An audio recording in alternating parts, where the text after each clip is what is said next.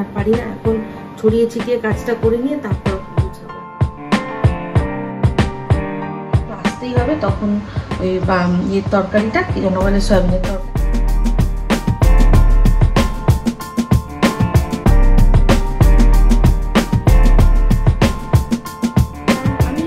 শুনেছি না, মুখেই শুনেছি যে ওই বাড়ির বৌদি জামা বলেছে একটা জামা নিয়ে পরাবো, এরকম কিছু বেঁচে কি নিয়ে।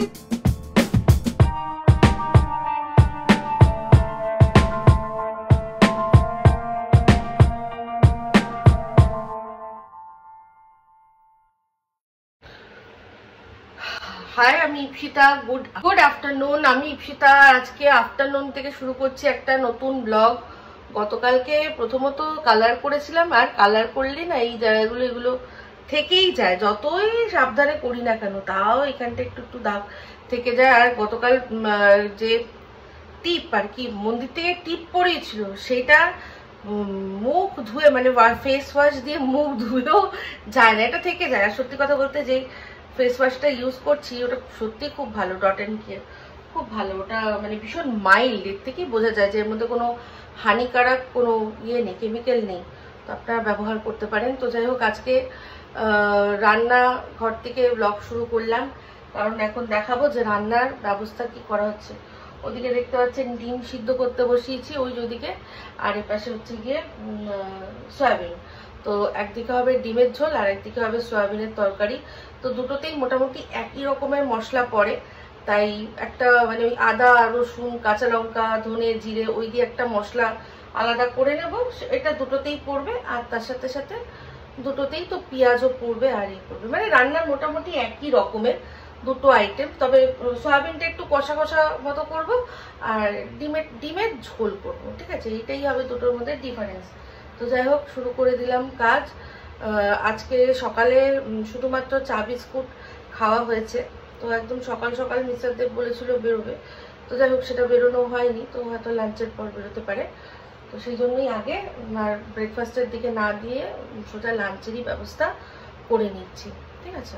তো চলুন দেখাই। এখানে যে ডিমের আজকে ডিমটা না মানে অনেকগুলো ডিম এসেছে তো একসাথে, একটা ডিম দেখুন এর ভেতরে এরকম গেছে। এটাকে আলাদা করে সিদ্ধ, মানে সিদ্ধ না, এটাকে জল পোচ করে আজকে এটাকে আমাদের গৌকে দিয়ে দেবো, ঠিক আছে? গৌকে এই এটা দেবো, কারণ ও না ওটা খুব ভালো খায় জল পোচ ডিমের, ওর জন্য ডিম সিদ্ধও দেওয়া হয়েছে। তো যাই হোক, আর এই যে সয়াবিনটা ছোট ছোট, এই সয়াবিনটা টাপুর নিয়ে এসেছিল হায়দ্রাবাদ থেকে, তো সেটা সেই করাই হয়নি। আমি বলেছিল মা তুমি করো, তো যতদিন ছিল ততদিন করা হয়নি, আজকে এখন করা হচ্ছে। চলুন, হয়ে গেছে, এই ব্যবস্থা করে নিই। আলু পেঁয়াজ আদা রসুন সব চারিদিকে ছড়িয়ে ছিটিয়ে নিয়েছি। আমি গুছাতে কাজ করতে এখন আর পারি না, তাই জন্য আগে করতাম, এখন আর পারি না, এখন ছড়িয়ে ছিটিয়ে কাজটা করে নিয়ে তারপর গুছাবো একেবারে, ঠিক আছে? এই দেখুন, এটা হচ্ছে ডিমের ঝোলের আর কি মশলা কষানো হয়ে গেছে। আলুটাও ভেজে রেখেছিলাম, কড়া কড়া করে দিয়ে দিয়েছি, এক হাতে না একটু প্রবলেমই হয়। আর এই যে ডিম, এবার এই যে জলটা দিয়ে দেবো, এটার মধ্যে কষিয়েছিলাম, তারপর বড়টাই শিফট করেছি, নাহলে ডিম আলু একসাথে সম্ভব না। একটুখানি চা করলাম, এনার্জি পাচ্ছি না, তো দিয়ে তারপর আর একটু জল দিয়ে দেবো। আর এখানে এই যে একটু না এই সয়াবিনগুলোকে না একটু তেলে একটু নাড়াচাড়া করে নিলাম, তাহলে খুব ভালো হয়। আর এই যে মশলা আবারও একবার করব, তাই জন্য এটার মধ্যে করেছিলাম জিরে ধনে শুকনো লঙ্কা এই কাঁচা লঙ্কা সব দিয়ে করেছিলাম মশলা, আদা রসুন দিয়ে আবার একটু করতে হবে। আর এই যে ডিমটা ঝোলের জন্য একটুখানি জল দিতে হবে, এটা তো কষা কষা ডিম, একটু ঝোল রাখবো, ঝোলটা খেতে সবাই ভালোবাসে। এবার এক কড়াই ঝোল হলো না, শুকিয়ে ঠিকঠাক হয়ে যাবে, ঠিক আছে? তো এই একটা মানে ডিমের ঝোলটা হলে এখন আপাতত রান্নাটা বন্ধ রেখে যাব, মাকে খাবার দিয়ে আসবো। কালকে মন্দিরে গেছিলাম, এত দেরি হয়ে গেছে, সেই জন্য আর রান্নাও ছিল না কিছু। তাই বাবাকে বললাম যে আজ তুমি একটুখানি ঘুগনি এনে নাও, ঘুগনি দিয়ে রুটি ওরা খুব ভালো খায়। তো মাঝে মাঝে একটু আর হাত বদল স্বাদ বদল সবার ভাল লাগে। তো কোথাও রেস্টুরেন্টে তো খাওয়া খুব একটা আমরা প্রায় একদম ছেড়েই দিয়েছি, বন্ধ করে দিয়েছি প্রায়। আর এটাই ভালো, যদি খেতেও হয় কিছু তো নিজে ভাই বাড়িতে বানিয়ে খাও। তো সেই বন্ধ করে দিয়েছি। তো তবে মা একটু ওই খুব ভালোবাসে খেতে, কি যেন বলে, ঘুগনি। তো বাবাকে বললাম যে তাহলে একটু ঘুগনি এনে তোমরা রুটি দিয়ে খেয়ে নাও, কালকে দুপুরবেলা আমি গিয়ে খাবার দিয়ে আসবো। তো এই শুধু ডিমের ঝোলটা করবো, ডিমের ঝোল নিয়ে যাব, গিয়ে দিয়ে আসবো। আর রাত্রে বাবাকে একটু আসতেই হবে, তখন ওই ইয়ের তরকারিটা, কি যেন বলে, সয়াবিনের তরকারিটা বাবা এসে নিয়ে যাবে। একটা জিনিস দেখাই, আবারও কি যেন এটা, কলমি শাক। হ্যাঁ, কলমি শাকটা আবারও মোটামুটি বড় হয়েছে একটুখানি। হ্যাঁ, তো এটা আবার একদিন ভেজে একটুখানি খেয়ে নেবো, দেখি আজকে যদি সম্ভব হয় আজকে মাকে খাবারটা দিয়ে আসি, এটা ভেজে মিস্টার দেবকেই একটু দেবো। সয়াবিনের তরকারির জন্য একদম মশলা পুরো দেখুন কষিয়ে, পুরো এমন কষিয়েছি তেল পুরো বেরিয়ে গেছে। আর এটার মধ্যে আজকে একটা জিনিস দিয়েছি, কি বলুন তো, সেটা হচ্ছে গিয়ে টমেটো কেচাপ। কারণ ইয়ে ছিল না, কি যেন বলে, একটাই টমেটো ছিল, তো সেই জন্য। এই যে এই হচ্ছে ব্যাপার, পুরো কমপ্লিট হয়ে গেছে।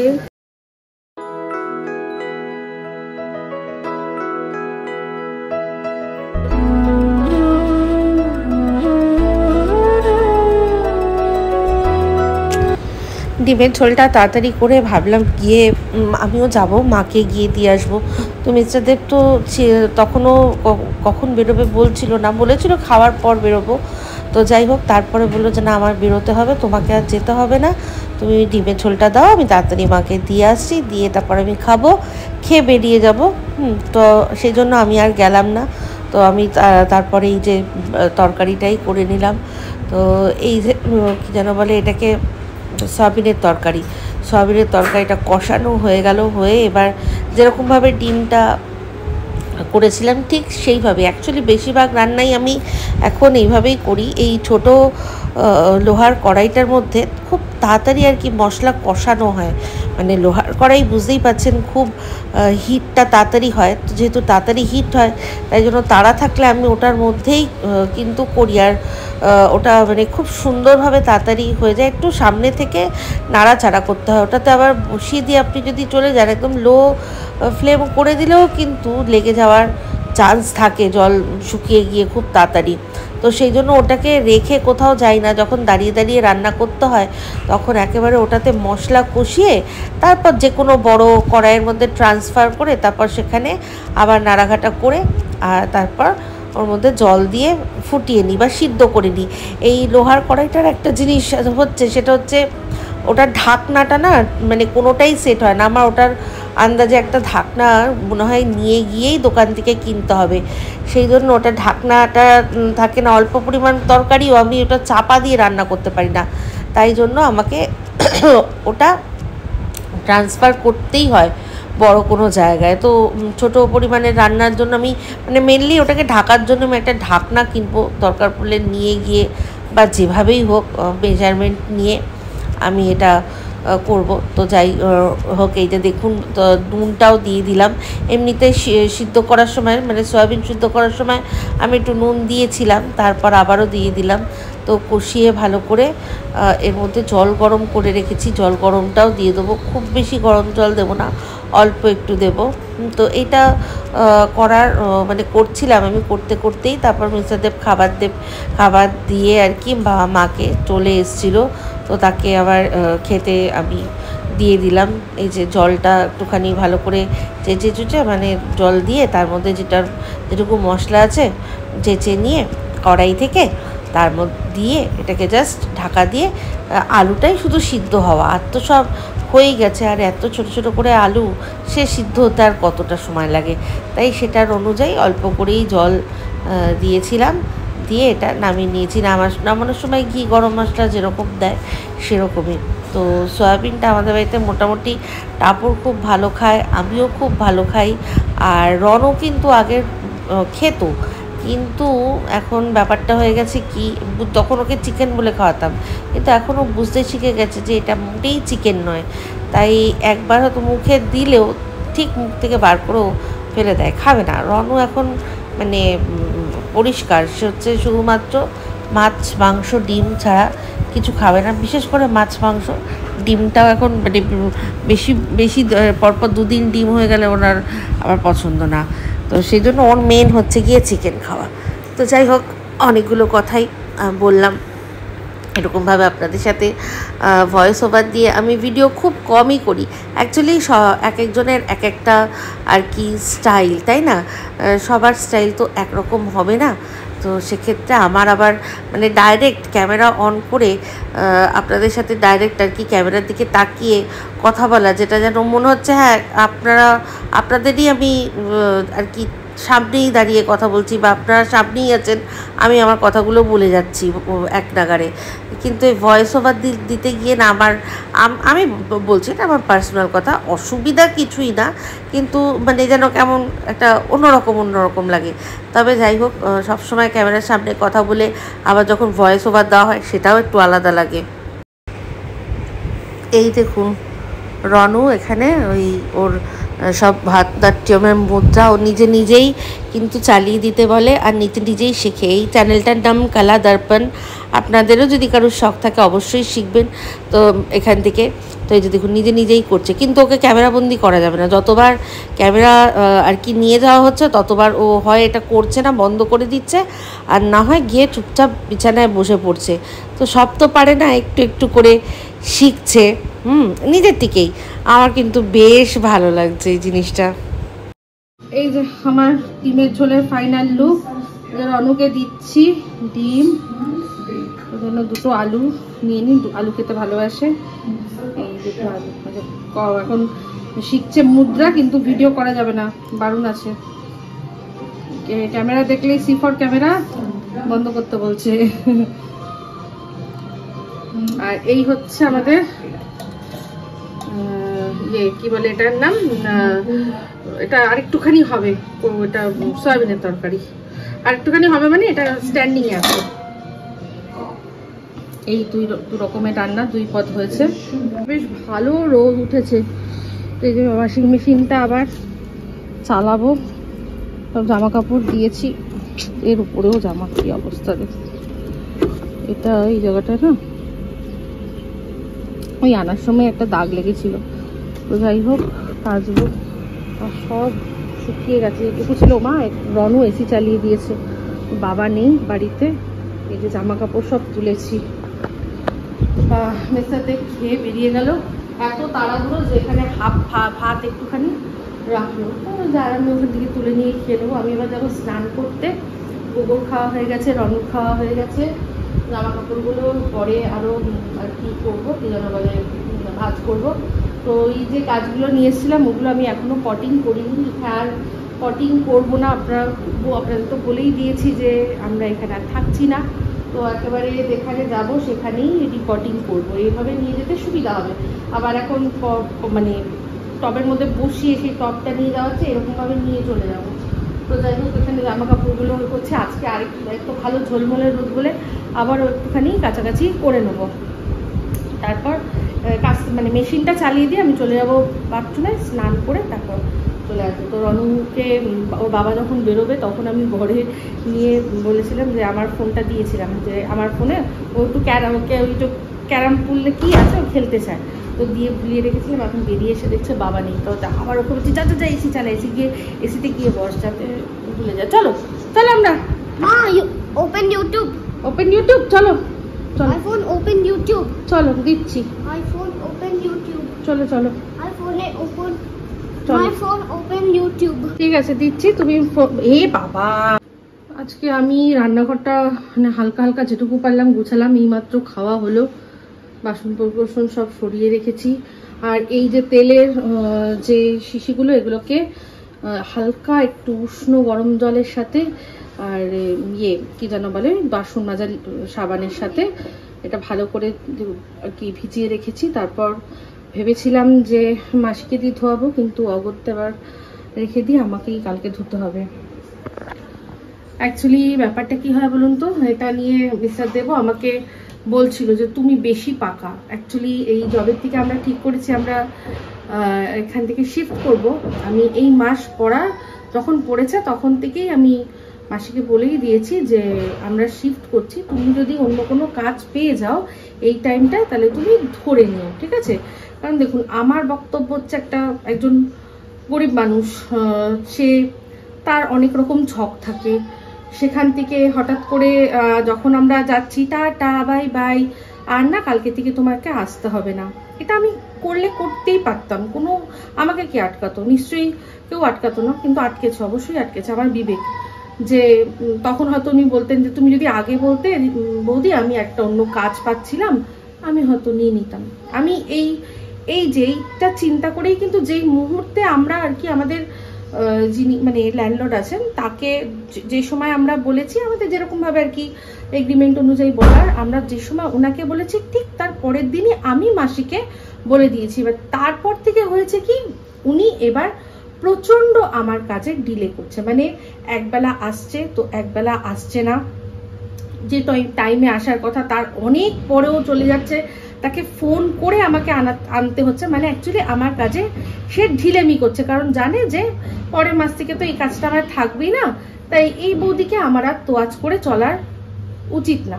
এমনিতেও আমি দেখেছি, মানে কথা বলে দেখেছি যারা ভীষণ মুখরা হয় না, যেসব বাড়িতে মানে একদম ট্যাক ট্যাক করে কথা বলে, তাদের কাছে এরা খুব ভালো থাকে। কারণ আমি শুনেছি, এনার মুখেই শুনেছি যে বাবা ওই বাড়ির বৌদি জানো না, ও বাবা দেরি হয়ে যাচ্ছে, মানে সে কি ভয় আমার, এই তো গেলেই এবার সঙ্গে সঙ্গে শুরু করবে, মুখটাকে হাঁড়ি করে রাখবে, কথা বললে ঠিক মতো উত্তর দেবে না, এগুলো ভালো লাগে না, আমি তাড়াতাড়ি যাই বৌদি, হ্যাঁ তোমারটা না পরে এসে একটুখানি করে দেবো।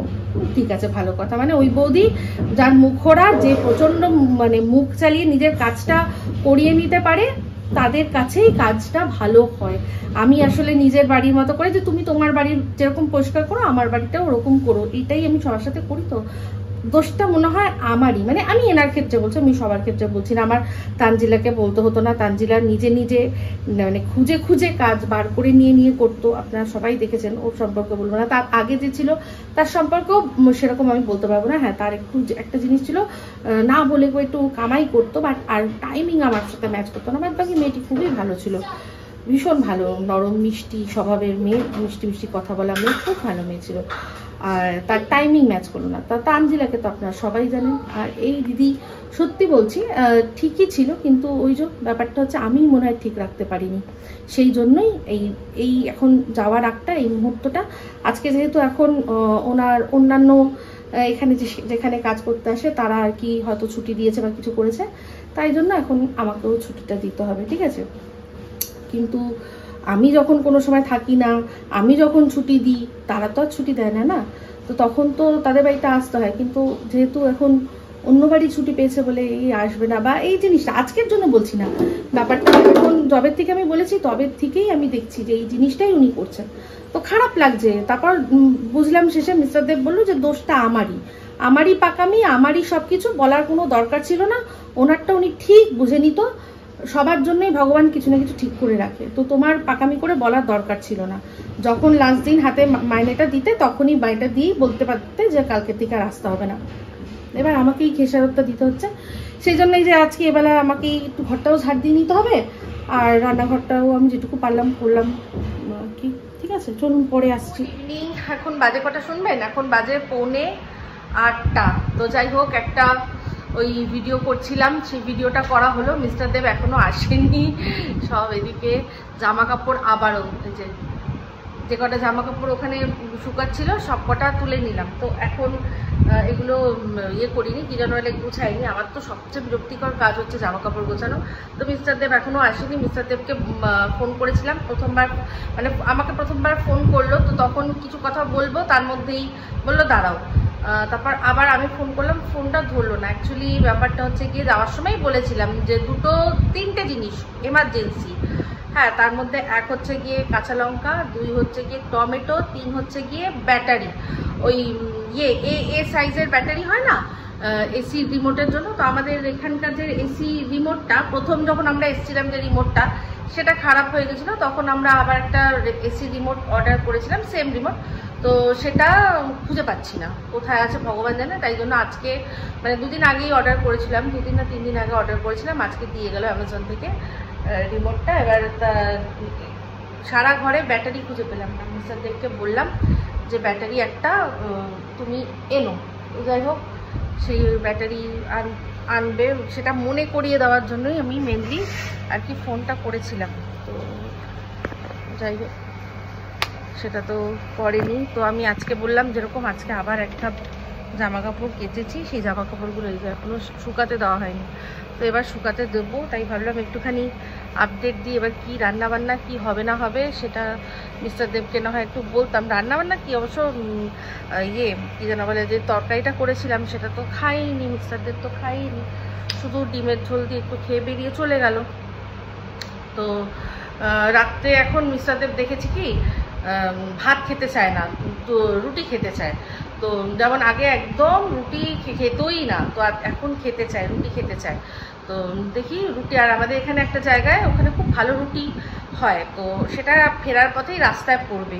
তো যদি সেখান থেকে রুটি আনে ভালো, তাহলে আমরা দিয়ে খেতে পারবো, সয়াবিনের তরকারি দিয়ে খেতে পারবো। তো আমি তো শুধু সয়াবিনের তরকারি দিয়েই খেয়েছি, সয়াবিনের তরকারিটা খুব ভালো হয়েছিল। আর কেচাপ দেওয়াতে না একটু মিষ্টি বেশি হয়েছে। তো যাই হোক ভাল লাগছিল, বেশ ভাল লাগছিল খেতে। তো এবার আসুক, তারপর দেখি একটা ভিডিও করলাম। তারপর রনুকে এবার বললাম যে আরেকটা ভিডিও যদি আমায় করতে দেয়, তার জন্য এসিটা চালাতে হবে। বললো মা এসি চালাই, বললাম ঠিক আছে এসি চালা, যা এসি চালিয়ে বস, আমি দেখি একটা ভিডিও করার আছে। সারাদিনে একটা করে ভিডিও না দিতে পারলে কোনো চ্যানেলই আর কি টিকে থাকে না, এখন যা আর কি কম্পিটিশানের মার্কেট। তো সেই হিসাবেই একটা ভিডিও দেখি করছি, যদি সম্ভব হয় তাহলে দেব। তো চলুন পরে আবার আসছি, মিস্টার দেব আসুন তারপর আসবো। রন নিজে জামা বলেছে, একটা জামা নিয়ে পরাবো, এরকম নিজে বেছে কি নিয়েছে, প্যান্ট ঠিক নিয়েছে, জামা ভুল নিয়ে এসছে। দাঁড়া প্যান্ট পরাচ্ছি। বাবা বাজে কটা শুনবেন, এখন বাজে প্রায় 10:30। তো মিস্টার দেব এই সময় আসলো। তো আজকে কি নিয়ে এসছে দেখাচ্ছি। একটা জিনিস দেখে তো আমি চক্ষু চড়ক গাছ, আপনাদেরকেও দেখাই। অনুর জন্য একটা বিরিয়ানি নিয়ে এসছে এই কেবাব শপ থেকে। তো এই হরহরিতলাতেও আছে একটা। এই দেখুন বিরিয়ানিটা একটু বেশি যেন মনে হচ্ছে কালার। এই তো ওর জন্য বিরিয়ানি, আমাদের তো আছে রুটি, তার সাথে হচ্ছে গিয়ে সয়াবিনের তরকারি। আর এই যে মিস্টার দেব কালকে বলে কি যে এই যে খুব নাকি খেতে ইচ্ছা করছে ওল সিদ্ধ, তো ওল নিয়ে এসছে সিদ্ধ, আমরা দুজন খাবো যথেষ্ট। এই আর যেটা বলেছিলাম সেটা হচ্ছে গিয়ে টমেটো আর কাঁচা লঙ্কা নিয়ে এসছে, তার সাথে একটা এক্সট্রা জিনিস নিয়ে এসছে সেটা হচ্ছে গিয়ে বেগুন। বাহ ভালো। তো রনুকে দিয়ে দিয়েছি, এখন অল্প করে এই যে এটুকুনি আমি রেখে দিয়েছি, যদি ও খেতে পারে তাহলে আবারও ওকে অবশ্যই দেবো। এখন দেখি খাওয়াই কেমন খায়। তারপর দিদির কাছে যা, তারপর দিদি তো হোস্টেলে হায়দ্রাবাদে যাবি। Good afternoon. গতকাল যে ব্লগটা শুরু করেছিলাম সেটা রাত্রেবেলায় ওই শুধু বিরিয়ানি অবধি দেখিয়েই শেষ করে দিয়েছিলাম। তার কারণ আছে, কারণ হচ্ছে গিয়ে তারপর অনকে খাওয়ালাম, খাইয়ে তারপর আমরা খেলাম, তারপর শরীরটা ভালো লাগছিল না বলছি। তো যাই হোক সবার আগে বলি বিরিয়ানিটা তো দেখলেন লাল লাল কালার বললাম, কিন্তু আদৌ বিরিয়ানিটা কেমন ছিল বা রন কেমন খেয়েছে সেটা তো কিছু কালকে বলে উঠতে পারলাম না। তো রনও কিন্তু বিরিয়ানিটা খুব ভালো খেয়েছিল। বিরিয়ানিটা লাল লাল দেখতে ছিল ঠিকই, কিন্তু খেতে কিন্তু খুব ভালো ছিল। মানে দাম অনুযায়ী একটা তো হয় না, আপনি যখনই কোনো জিনিসের বিচার করবেন আগে কিন্তু তার দামটাও আপনাকে বিচার করতে হবে। আপনি পে করছেন আর কি ধরুন ফুটপাতের দাম, আর এক্সপেক্ট করছেন আরসালান, সেটা তো হবে না। যদিও আজকাল সত্যি কথা বলতে আরসালানের উপমাটা দিতেও আমার খুবই বিরক্ত লাগে, কারণ আরসালান নিজের দাম যেভাবে বাড়িয়েছে সেই অনুযায়ী কোয়ালিটি ধরে রাখতে পারেনি। কারণ অনেকের মুখেই শুনছি, আমরাও লাস্ট যখন খেলাম তখনও আমার এক্সপিরিয়েন্স খুব একটা ভালো ছিল না। তো সেই জন্য সেই অনুযায়ী এটা 100 টাকা দাম নিয়েছিল ওই বিরিয়ানিটা, তো ডিসেন্ট ছিল, ঠিকঠাক ছিল।